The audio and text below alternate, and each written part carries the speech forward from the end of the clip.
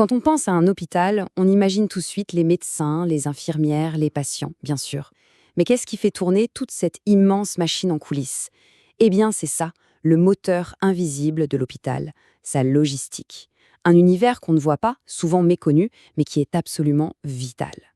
J'adore cette phrase. La tête dans les études stratégiques et les pieds dans les palettes. Elle résume tout. D'un côté, il faut une vision, il faut planifier, anticiper. Et de l'autre, il faut être sur le terrain, s'assurer que chaque boîte, chaque produit arrive pile au bon endroit, au bon moment. C'est ce grand écart permanent qui rend ce domaine si passionnant.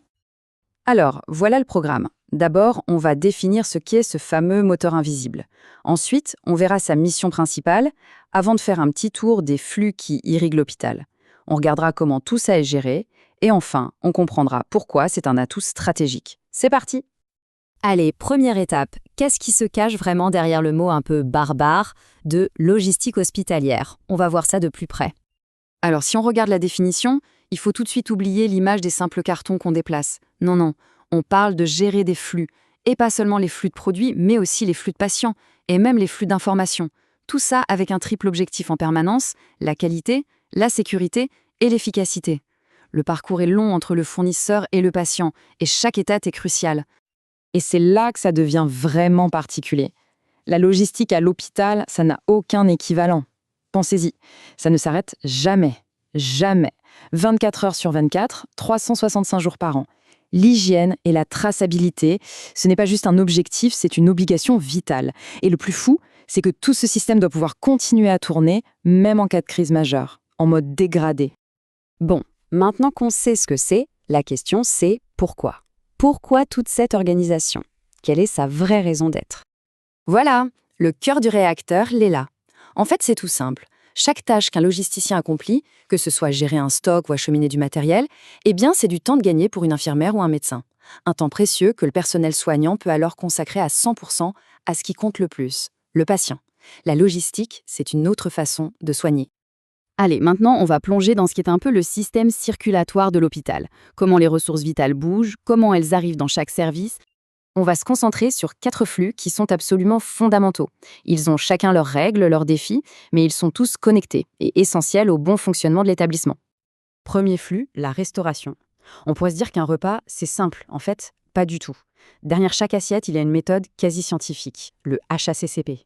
Le principe, c'est d'analyser chaque étape pour traquer et maîtriser le moindre risque. Ça peut être un risque physique, comme un petit bout de plastique, ou biologique, comme une bactérie. Pour des patients qui sont déjà affaiblis, cette rigueur est tout simplement vitale. On change complètement de domaine avec la blanchisserie.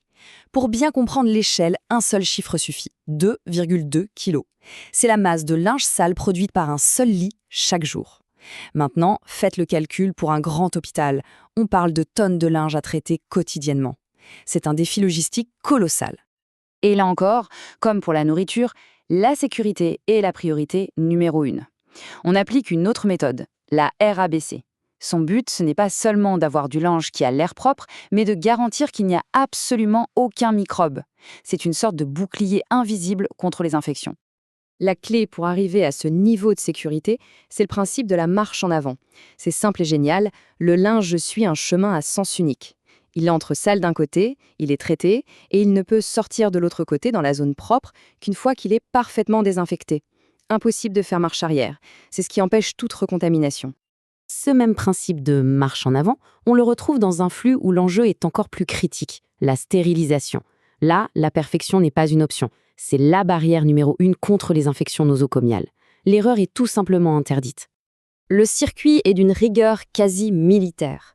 De la première étape de pré-désinfection jusqu'à la distribution, absolument tout est contrôlé, tracé, documenté. Et c'est toujours la marche en avant qui s'applique. Le matériel avance d'une zone à l'autre, de la plus sale à la plus stérile, sans jamais pouvoir revenir en arrière. C'est la garantie d'une stérilité absolue. 4e et dernier flux, les déchets. Et attention, à l'hôpital, tous les déchets ne se valent pas. Il y a une classification très précise.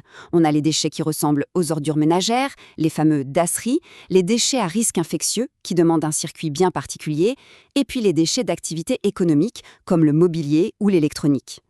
On a vu les grands flux. Mais maintenant, la question, c'est comment on gère tout ça au quotidien. Ce n'est pas de l'improvisation, loin de là. C'est une vraie science, avec des outils et des méthodes bien précises.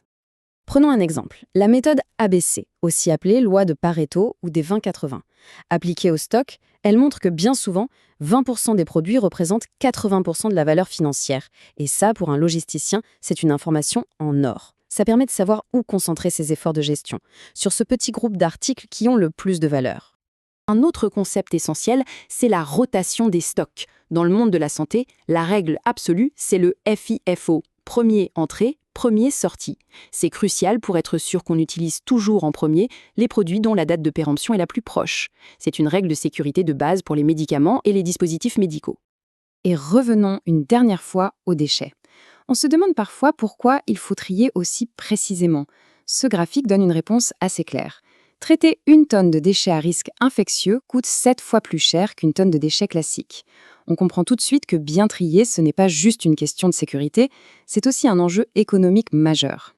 Il est temps de mettre toutes les pièces du puzzle ensemble. Finalement, la logistique pour un hôpital, c'est quoi? Le message clé, c'est vraiment celui-là. La logistique, c'est bien plus qu'une simple fonction de support. C'est un vrai outil de pilotage stratégique. Une logistique qui fonctionne bien a un impact direct sur la qualité des soins, sur la sécurité des patients et sur la santé financière de tout l'établissement. Au fond, toute cette complexité, toutes ces méthodes peuvent se résumer à une mission qui, sur le papier, a l'air simple. Acheminer le bon produit, au bon endroit, au bon moment et au juste coût. Et tout ça nous amène à une question pour l'avenir. La médecine évolue à une vitesse folle. Elle devient de plus en plus personnalisée, de plus en plus complexe. Comment ce moteur invisible va-t-il devoir se transformer pour suivre le rythme? La réponse à cette question dessinera une bonne partie de l'hôpital de demain.